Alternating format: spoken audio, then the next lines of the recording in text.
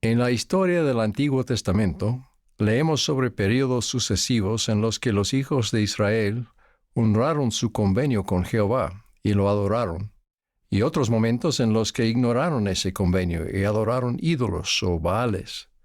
El reinado de Acab fue uno de los períodos de apostasía en el reino del norte de Israel. En una ocasión, Elías el profeta pidió al rey Acab que reuniera al pueblo de Israel, así como también a los profetas o sacerdotes de Baal, en el monte Carmelo. Cuando el pueblo estaba reunido, Elías les dijo: ¿Hasta cuándo claudicaréis vosotros entre dos opiniones? O en otras palabras, ¿cuándo decidirán de una vez por todas? Si Jehová es Dios, seguidle. Y si Baal, seguidle a él. Y el pueblo no respondió palabra. Por tanto, Elías indicó que tanto él como los profetas de Baal cortaran un buey y lo pusieran sobre una pila de leña en sus respectivos altares, pero que no pusieran fuego debajo.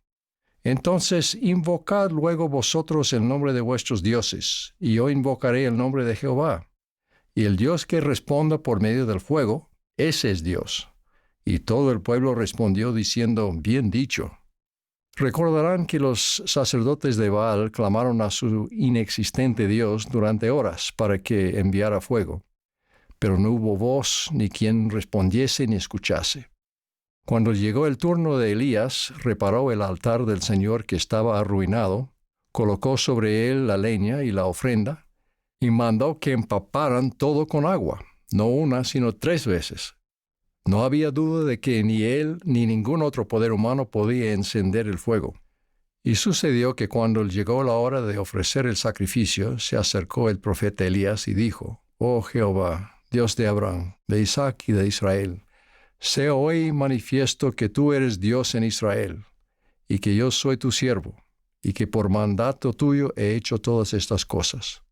Entonces cayó fuego de Jehová, el cual consumió el sacrificio, y la leña, y las piedras, y el polvo, y aun lamió el agua que estaba en la zanja.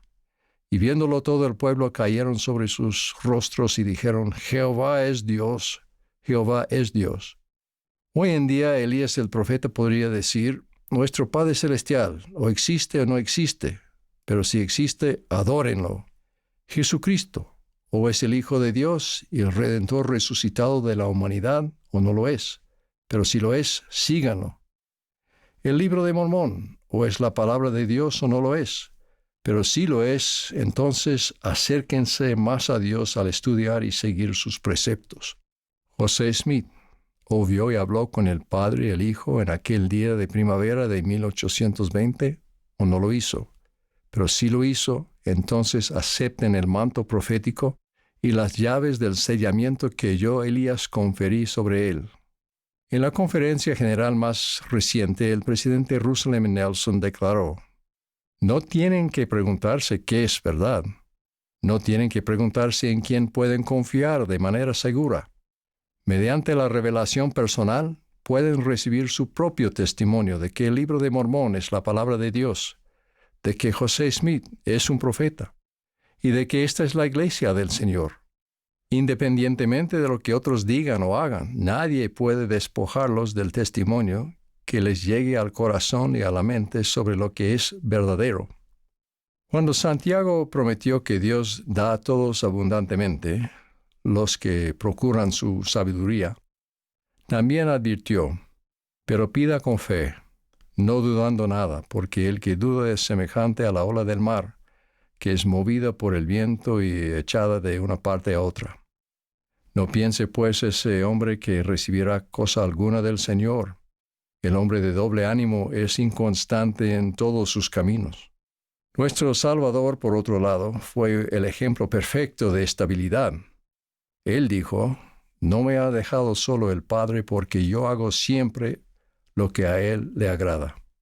Consideren las siguientes descripciones de hombres y mujeres de las Escrituras, que al igual que el Salvador eran firmes y constantes.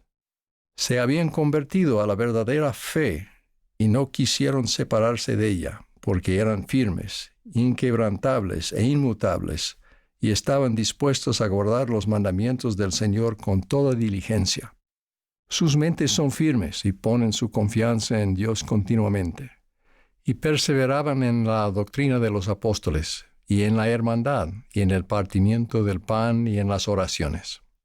Permanecer firmes e inmutables en la fe de Cristo requiere que el Evangelio de Jesucristo penetre el corazón y el alma, lo que significa que el Evangelio se convierta no solo en una de las muchas influencias en la vida de una persona, sino en la orientación determinante de su vida y su carácter. El Señor dice: «Y os daré un corazón nuevo y pondré un espíritu nuevo dentro de vosotros, y quitaré de vuestra carne el corazón de piedra, y os daré un corazón de carne. Y pondré dentro de vosotros mi espíritu, y haré que andéis en mis estatutos, y que guardéis mis juicios, y los pongáis por obra. Y vosotros seréis mi pueblo, y yo seré vuestro Dios». Ese es el convenio que hacemos mediante nuestro bautismo y en las ordenanzas del templo. Sin embargo, algunos aún no han recibido plenamente el Evangelio de Jesucristo en su vida. A pesar de que, como enseñó Pablo, fueron sepultados juntamente con Cristo por medio del bautismo, todavía les falta la parte de que, como Cristo resucitó de los muertos, así también nosotros andemos en vida nueva. El Evangelio aún no los define. Todavía no están centrados en Cristo. Son selectivos con las doctrinas y los mandamientos que obedecen, y dónde y cuándo dan servicio en la iglesia. En cambio, al guardar sus convenios con exactitud, aquellos que son los escogidos conforme al convenio evitan el engaño y permanecen firmes en la fe de Cristo. La mayoría de nosotros nos encontramos en este momento entre dos extremos. Por un lado, en la participación, por razones sociales, en los rituales del Evangelio, y por otro lado, en un compromiso plenamente desarrollado semejante al de Cristo, de hacer la voluntad de Dios. Entre ambos extremos están las buenas nuevas del Evangelio de Jesucristo, que entran en nuestro corazón y toman posesión de nuestra alma. Tal vez no suceda en un instante, pero todos deberíamos estar avanzando hacia ese bendito estado. Es difícil, pero vital, permanecer firmes e inmutables cuando vemos que estamos siendo purificados en el horno de la aflicción, algo que tarde o temprano nos sucede a todos en la vida terrenal. Sin Dios, esas experiencias sombrías conducen al abatimiento, la desesperación y hasta la amargura. Con Dios, el consuelo reemplaza el dolor, la paz reemplaza la conmoción, y la esperanza reemplaza el pesar. Permanecer firmes en la fe de Cristo traerá su gracia y apoyo sostenedores. Él convertirá la prueba en una bendición, y en las palabras de Isaías dará gloria en lugar de ceniza. Permítanme mencionar 3 ejemplos de los que tengo un conocimiento personal. Hay una mujer que padece una enfermedad crónica debilitante que no se le cura a pesar de la atención médica, las bendiciones del sacerdocio, el ayuno y las oraciones. No obstante, su fe en el poder de la oración y en la realidad del amor que Dios tiene por ella es inalterable. Ella sigue adelante día a día y a veces hora a hora, prestando servicio en su llamamiento de la iglesia y, junto con su esposo, cuidando de su joven familia, sonriendo tanto como le es posible. Su compasión por los demás es parte de ella y se ha intensificado con su propio sufrimiento.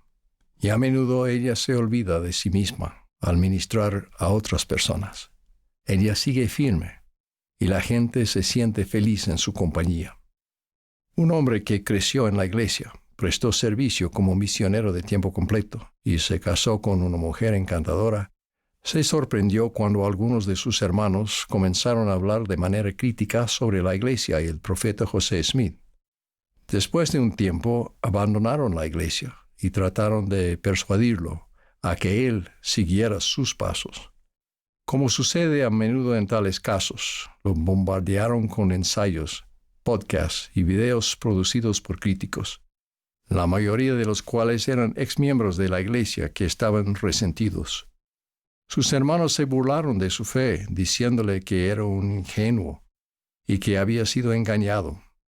Él no tenía las respuestas para todas sus afirmaciones y su fe empezó a flaquear ante la incesante oposición.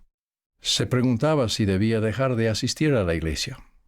Habló con su esposa, habló con personas de confianza, oró. Mientras meditaba en su afligido estado de ánimo, recordó ocasiones en las que había sentido el Espíritu Santo y había recibido un testimonio de la verdad mediante el Espíritu. Llegó a la conclusión: si soy sincero conmigo mismo, debo admitir que el Espíritu me ha influido más de una vez, y el testimonio del Espíritu es real. Él tiene un sentido renovado de la felicidad y la paz que comparte con su esposa e hijos. Un hombre y su esposa, quienes han seguido de forma constante y alegre el consejo de las autoridades generales en su vida, se entristecieron por la dificultad que experimentaron para tener hijos. Gastaron una suma considerable en servicios de profesionales médicos competentes y después de un tiempo fueron bendecidos con un hijo.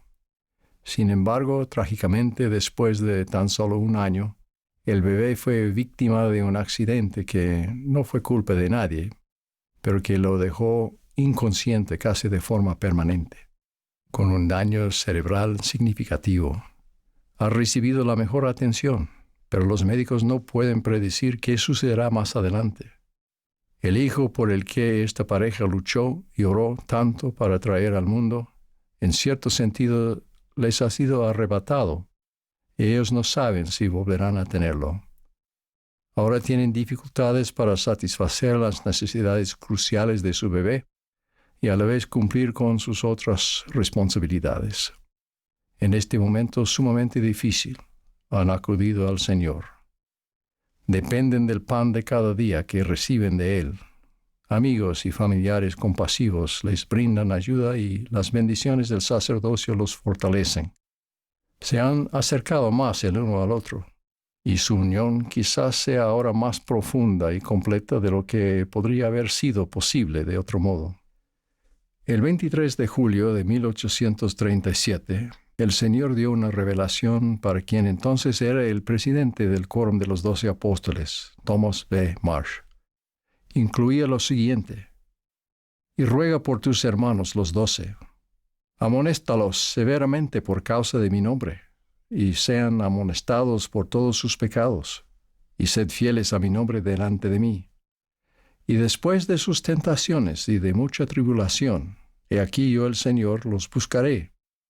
Y si no se obstina su corazón, ni se endurece su cerviz en contra de mí, serán convertidos y yo los sanaré. Creo que los principios que se expresan en esos versículos se aplican a todos nosotros.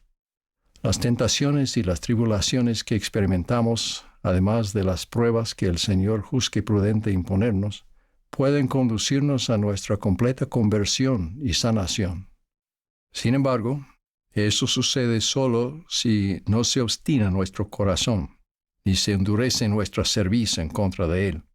Si permanecemos firmes e inmutables, pase lo que pase, lograremos la conversión que el Salvador tenía en mente cuando le dijo a Pedro: tú, una vez vuelto, fortalece a tus hermanos. Una conversión tan plena que no se puede deshacer. La sanación prometida es la purificación y la santificación de nuestras almas lastimadas por el pecado, lo cual nos hace santos. Viene a mi mente el consejo de nuestras madres: cómete las verduras, te hará bien. Nuestras madres tienen razón, y en el contexto de la firmeza en la fe, comer las verduras es orar constantemente, deleitarnos en las Escrituras a diario, servir y adorar en la iglesia, tomar la Santa Cena dignamente cada semana, amar a nuestro prójimo y tomar nuestra cruz en obediencia a Dios todos los días. Siempre recuerden la promesa de las cosas buenas que vendrán, tanto ahora como en el más allá, para aquellos que son firmes e inmutables en la fe de Cristo. Recuerden la vida eterna y el gozo de los santos. Oh todos vosotros que sois de corazón puro, levantad vuestra cabeza y recibid la placentera palabra de Dios, y deleitaos en su amor, pues podéis hacerlo para siempre si vuestras mentes son firmes. En el nombre de Jesucristo. Amén.